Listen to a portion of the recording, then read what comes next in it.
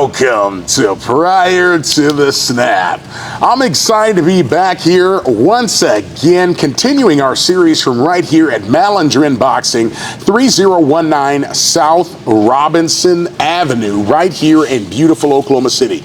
You probably already heard a few other interviews. You've heard me talk to the outstanding Kiki Galindo, the owner here at Malandrin. You've heard me talk to Robin Robinson, 19-year-old from right here in Oklahoma City, and now, you're 20 years old from Oklahoma City. His name is Kentner Murray.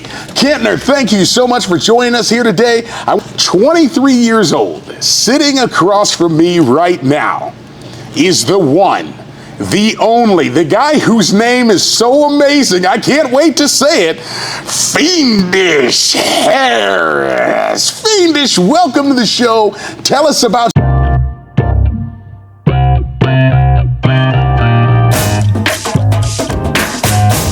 Welcome to Prior to the Snap. I'm excited to be back here once again, continuing our series from right here at Malandrin Boxing, 3019 South Robinson Avenue, right here in beautiful Oklahoma City. You probably already heard a few other interviews. You've heard me talk to the outstanding Kiki Galindo, the owner here at Malandrin. You've heard him talk about his journey. You've heard him talk about him speak life. That's what you heard. You heard him speak life. I greatly enjoyed that. You've heard me talk to Robin Robinson, 19-year-old from right here in Oklahoma City. And now, you're going to hear me talk about a couple of other amazing folks who, before we started this, I did not ask them about their achievements and their accomplishments. So I'm going to put them on the spot and I'm going to make them tell you individually. We're going to start first. He's 20 years old from Oklahoma City.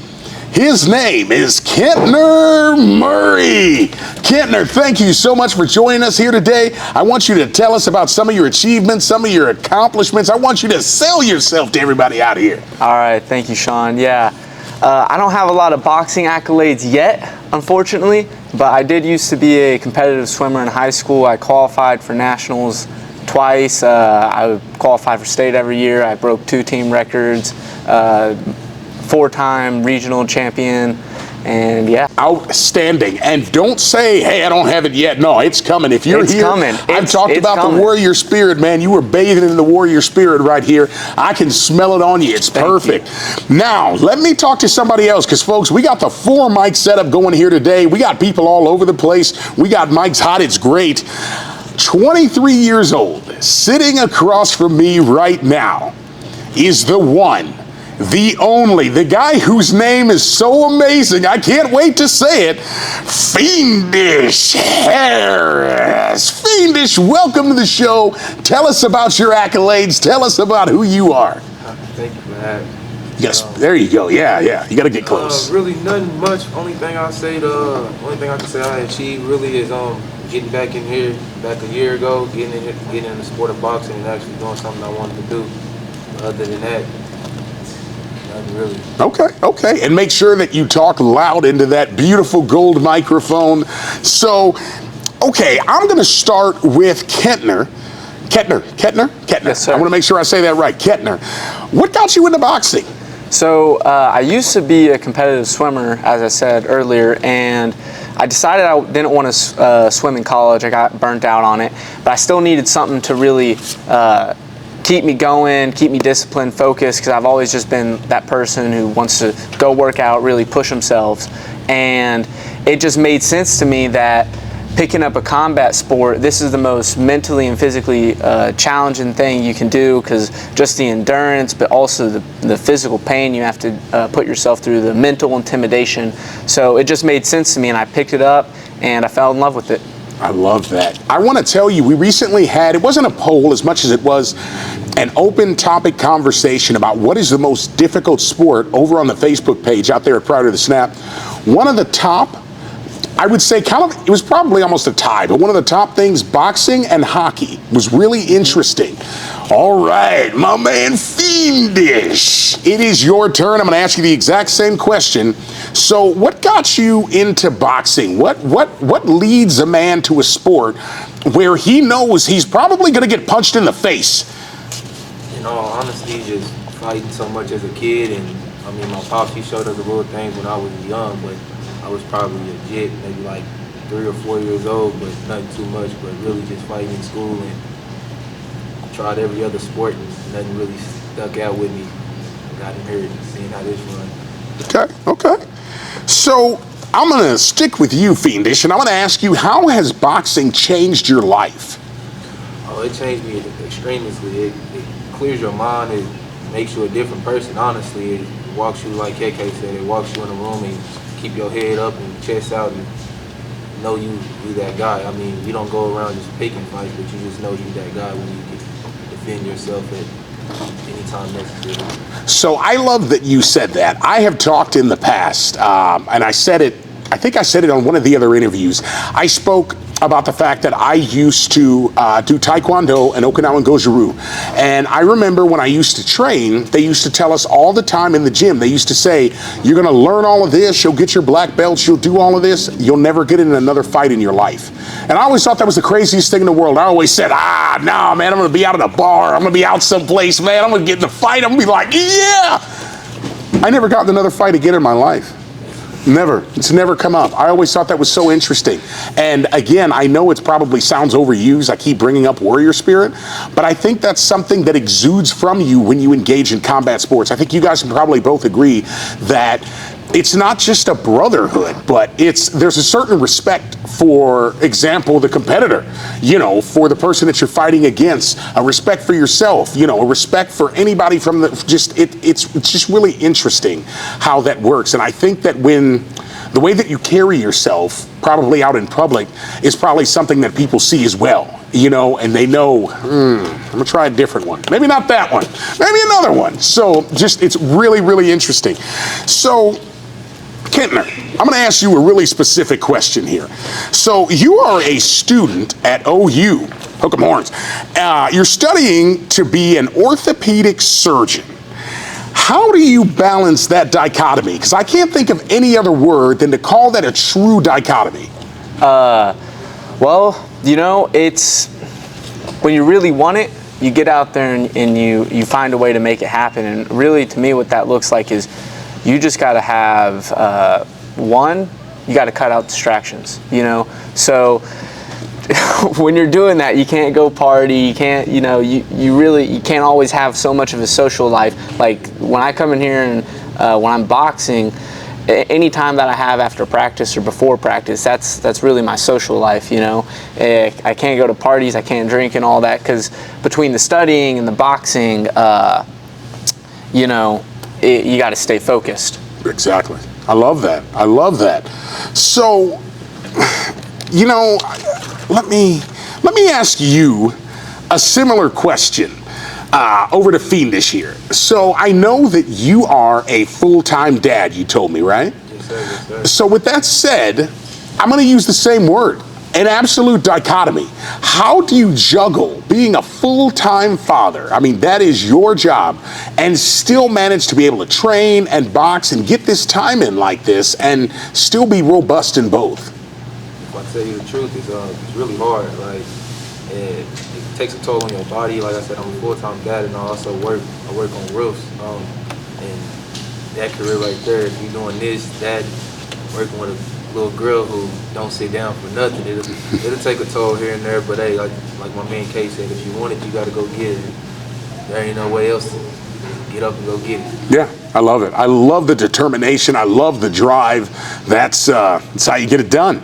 So, Kentner, I want to ask you about something that we talked about off air, and I know that it was really important to you, and I want you to have a chance to kind of celebrate this, because I know that there are people out there in our listening audience that are going to celebrate this with you.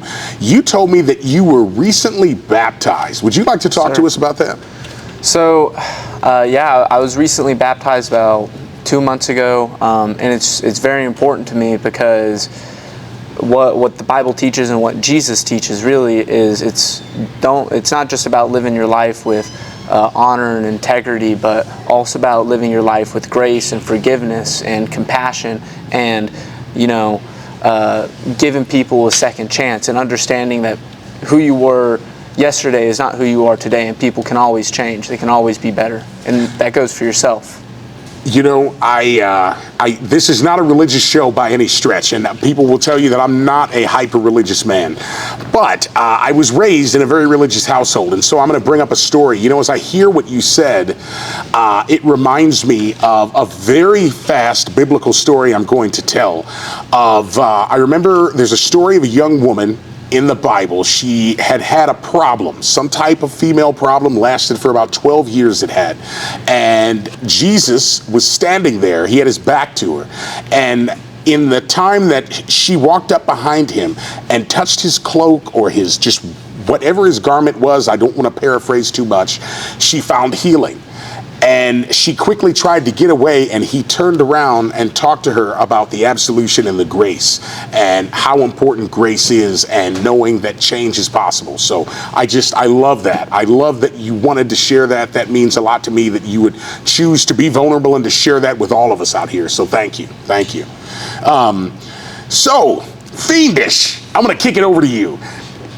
Do you have anything else that we can learn about you, especially social stuff like that? Just anything that you can tell us about you. What makes Fiendish absolutely amazing? What makes Fiendish the best boxer he can be? Hey, I come in here with my best foot forward and my worst foot, so if anything fall down, I know I fell on my own. Okay, there you go. Now, do you have any socials, anything like that, any way that people could follow your journey? Follow me on my Instagram at 3._selfmade. Selfmade is SELFMADE. I'm going to have you say that one more time, but get closer to the microphone because we can barely hear anything you're saying. You can follow me on my Instagram at 3._selfmade. Okay, perfect. Thank you so much. Kettner, I'm going to ask you the exact same question. Just, is there anything else that you'd like to add, and tell us about your socials where people can follow your journey?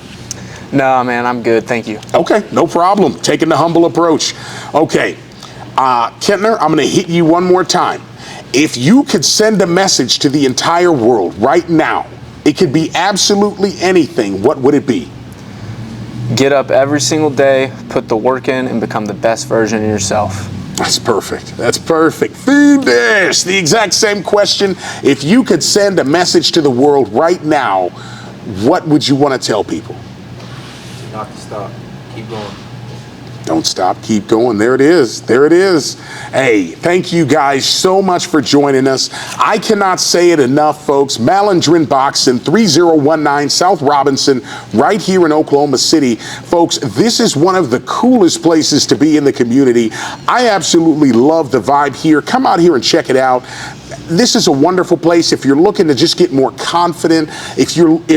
Let's say maybe you have a bully issue. Let's say that you just want to learn. Maybe you just want to try something different. Come on down here. They're so accepting, so warm, such a great family environment. Malandrin Boxing, 3019 South Robinson, right here in Oklahoma City. And before we get out of here, let me remind you guys again, thank y'all so much. 1.4 million with an M. I can't believe I'm even saying that, man. That's the reach, man. All the engagement, over 40,000. We don't deserve it here at Prior to the Snap, but we can't do it without you. Every episode, I got to thank you, the listeners, for record downloads this week. You guys are amazing. So we're going to pack this thing up and tell you, until next time, we'll see you. Hands up. Where I want your hands right there. Punch with them. Forward. That's what you need to do. All the way here, all the way there. When you get to that red one, stop. When you get to that red fire lane, okay, pays attention here. Kay's the only guy that listens. Everybody else don't listen. Ready? Side to side, going that way. You see? Stop. You see where his toes are at? Tell him what I don't want to see. Stop. That means you're giving up on yourself. That means if you don't have good footwork, you're never going to learn how to fight. Okay? So it's all a rhythm. If you can establish a good rhythm to fight, you can move different ways. Okay? But if you're gonna start doing this, this is the thing you're gonna do in the ring. And that's the mistake I'm gonna be watching. If I ever fight you, I'm gonna watch their mistake. This guy's crossing his feet, this guy's touching his feet like this. When he does that, he's not ready, he's not set to go. What's gonna happen? You're gonna come in with a boom, boom, boom, knock him off, okay? This is not a race. This is not who gets there the fastest. This is not a competition. This is learning, okay? This is what I started with well over 20 years ago, and it's still working, okay? So right here, bend those knees and establish a rhythm, okay? Keep them hands up. When you're on that chipper there, you're doing and you're punching straight, okay? So what I don't want to see, what I don't want to see, somebody tell me. Feet coming together. Exactly. I want feet apart. I want your toe here to transfer to this toe here, okay? Heels up. If your heels are up, it's better, because when your heels up on your back foot, you can punch faster. If your heels down, it takes you forever to throw a sloppy ass jab. See what I'm saying? What'd I just say? Keep your back heel up. Huh? Okay. All right. With that being said, I'm gonna choose one of you to pray so we can go ahead and get this workout started. Easy pray so we can get this workout started, and it's got to be loud. Who knows how to pray? Raise your hand. Nice, nice, nice. Who don't know how to pray? Raise your hand. Oh, so everybody knows how to pray. All right, I'm gonna pick somebody that don't know how to pray. How about that? Let me pick Kim. Do us the honor. Come step forward and lead us in prayer. It's easy. Kirshner, tell her what to say. But tell her, and then she can come up here. Tell her what to say.